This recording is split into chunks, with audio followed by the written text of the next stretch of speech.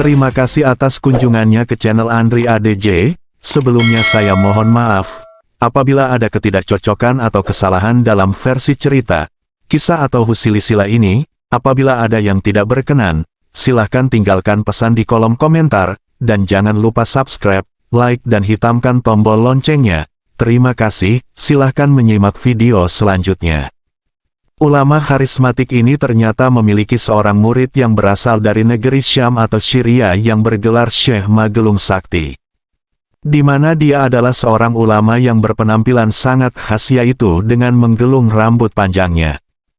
Konon rambutnya sendiri panjangnya hingga menyentuh tanah, karena tidak bisa dipotong dengan apapun dan oleh siapapun. Sehingga dia lebih sering mengikat rambutnya gelung, kemudian dikenal sebagai Syekh Magelung, Syekh dengan rambut yang tergelung. Rambutnya hanya mampu dipotong oleh Sunan Gunung Jati. Dalam Babat Cirebon, Syekh Magelung Sakti diceritakan berasal dari negeri Syam yang bernama Syarif, sehingga dia dinamai dengan Syarif Syam. Saat Syarif Syam berusia 7 tahun, dia digolongkan sebagai bocah yang jenius sehingga menyandang gelar sufi cilik. Inilah yang menyebabkan kenapa di kala itu dia menjadi anak yang diperebutkan di kalangan guru atau ulama di wilayah Timur Tengah.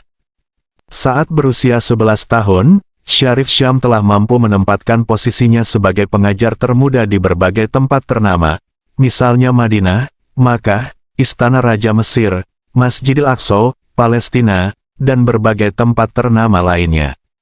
Walau begitu, dia juga banyak dihujat oleh ulama, karena kian hari rambutnya kian memanjang tak terurus. Sehingga dalam pandangan mereka, Syarif Syam terkesan bukan sebagai seorang pelajar sekaligus pengajar religius yang selalu mengedepankan tata krama.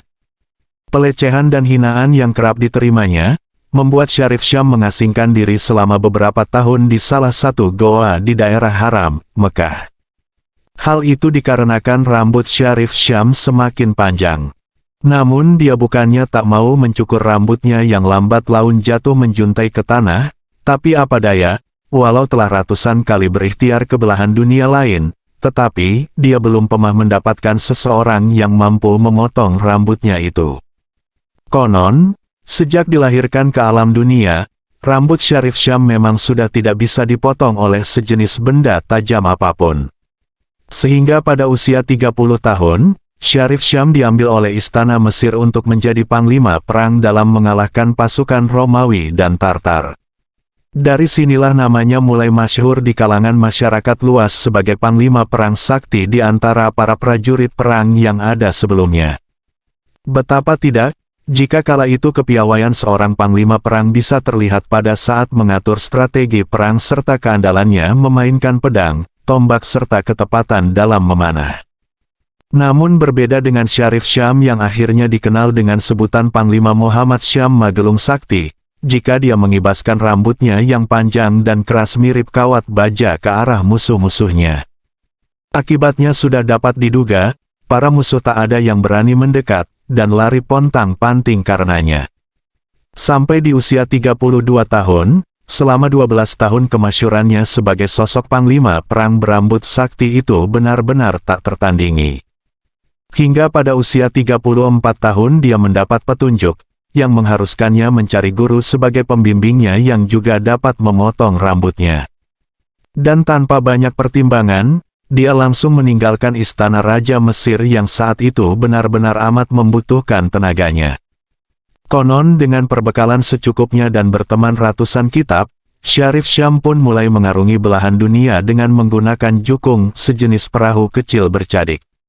Dalam perjalanan ini, dia pun mulai singgah dan bahkan mendatangi beberapa ulama terkenal untuk menerimanya sebagai murid, di antaranya Syekh Zatul Ulum di Libanon, Syekh Atijani di Yaman bagian selatan, Syekh Qawi bin Subhan bin Arsi di Beirut, Syekh Asamargondi bin Zubair bin Hasan India, Syekh Muawiyah As-Salam, Malaita, Syekh Mahmud, Yerusalem, Syekh Zakaria bin Salam bin Zab Tunisia, Syekh Marwan bin Sofyan Sidrul Muta'alim, Campa, dan masih banyak yang lainnya. Tapi, walau begitu banyak para waliullah yang didatangi, tak satupun di antara mereka yang sanggup memotong rambutnya. Kemudian Syarif Syam ini terus berkelana pergi dari satu tempat ke tempat lain untuk mencari siapa yang sanggup untuk memotong rambut panjangnya itu. Jika dia berhasil menemukannya, orang tersebut akan diangkat sebagai gurunya. Hingga suatu hari, dia bertemu dengan seorang pertapa sakti Resi Purba Sanghyang Dursasana Prabu Kala Sengkala, di perbatasan Selat Malaka. Dari sang resi inilah Syarif Syam mendapat kabar jika rambutnya dapat dipotong oleh salah seorang wali di tanah Jawa. Mendengar itu, Syarif Syam sangat senang dan seketika minta diri untuk langsung melanjutkan perjalanannya menuju ke tanah Jawa. Dan setibanya di pesisir Pulau Jawa, Syarif pun singgah di suatu pedesaan sambil tiada hentinya bertafakur memohon kepada Allah SWT agar dirinya dapat dipertemukan dengan wali yang selama ini diimpi-impikannya. Dan tepat pada malam Jumat Kliwon, di tengah keheningan malam Syarif Syam mendapat petunjuk jika wali yang ditemuinya berada di Cirebon yaitu Sunan Gunung Jati. Hingga akhirnya Syarif Syam tiba di Cirebon. Ketika di Cirebon inilah Syarif bertemu dengan Sunan Gunung Jati yang dengan mudahnya memotong rambut dia. Tempat di mana rambut Syarif Syam berhasil dipotong kemudian diberi nama Karanggetas. Orang tua itu yang kemudian belakang diketahui bernama Sunan Gunung Jati pun sesuai dengan nazarnya akhirnya menjadi guru dari Syekh Magelung Sakti dan berganti nama menjadi Pangeran Soka. Selepas menjadi murid Sunan Gunung Jati, Syekh Magelung Sakti atau Pangeran Soka kemudian ditugaskan oleh gurunya tersebut untuk menyebarkan agama Islam di Cirebon bagian utara. Selain nama Syekh Magelung Sakti dan Pangeran Soka, Syarif Syam juga memiliki gelar Pangeran Karangkendal.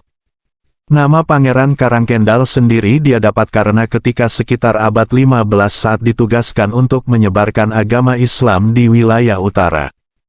Dia tinggal di desa Karangkendal, Kapetakan kurang lebih 19 km sebelah utara Cirebon. Di desa ini pun Syekh Magelung Sakti kemudian diangkat anak oleh penguasa Karangkendal yang bernama Ki Tarsiman yang mempunyai nama lain Ki Krayunan atau Ki Gede Karangkendal, bahkan disebut pula dengan julukan Buyut Selawe, karena mempunyai 25 anak dari istrinya yang bernama Nyi Sekar. Syekh Magelung Sakti mempunyai seorang istri yang juga memiliki nama besar di wilayah Cirebon yakni Nyi Mas Gandasari. Menurut Babat Cirebon sebelum menikahi wanita sakti tersebut, Syekh Magelung Sakti mendengar sayembara bahwa ada bangsawan cantik bernama Nyi Mas Gandasari yang sedang mencari pasangan hidupnya. Berita mengenai sayembara tersebut didapatnya saat Syekh Magelung Sakti ditugaskan oleh Sunan Gunung Jati untuk berkeliling ke arah barat Cirebon. Sayembara tersebut menyebutkan barang siapa yang mampu mengalahkan Nyi Mas Gandasari maka dia akan bersedia menjadi istri dari orang yang berhasil mengalahkannya dalam adu kesaktian tersebut. Banyak diantaranya pangeran dan ksatria yang mencoba mengikuti sayembara tetapi tidak ada satupun yang berhasil, hingga akhirnya Syekh Magelung Sakti terjun ke arena sayembara. Pada dasarnya kemampuan dan kesaktian dari keduanya berimbang. Hanya saja karena faktor kelelahan akhirnya Nyi Mas Gandasari pun menyerah dan berlindung di balik punggung Sunan Gunung Jati. Namun, meski Nyi Mas Gandasari sudah berlindung di balik punggung Sunan Gunung Jati, Syekh Magelung Sakti masih tetap saja menyecarnya dengan serangan-serangan mematikan hingga dalam satu kesempatan tinju sang Syekh hampir saja mengenai kepala dari Sunan Gunung Jati. Tetapi, anehnya sebelum tinju itu mendarat di kepala Sunan Gunung Jati, dengan serta-merta Syekh Magelung Sakti jatuh lemas. Sunan Gunung Jati pun akhirnya memutuskan bahwa dalam pertempuran tersebut tidak ada yang kalah ataupun menang. Meskipun begitu, Sunan Gunung Jati tetap menikahkan keduanya dan mereka pun akhirnya resmi menjadi suami istri. Setelah keduanya dinikahkan oleh Sunan Gunung Jati, Syekh Magelung Sakti menyebarkan Islam di tanah Jawa sampai akhir hayatnya dimakamkan di Kampung Karang, Desa Karangkendala, Cirebon.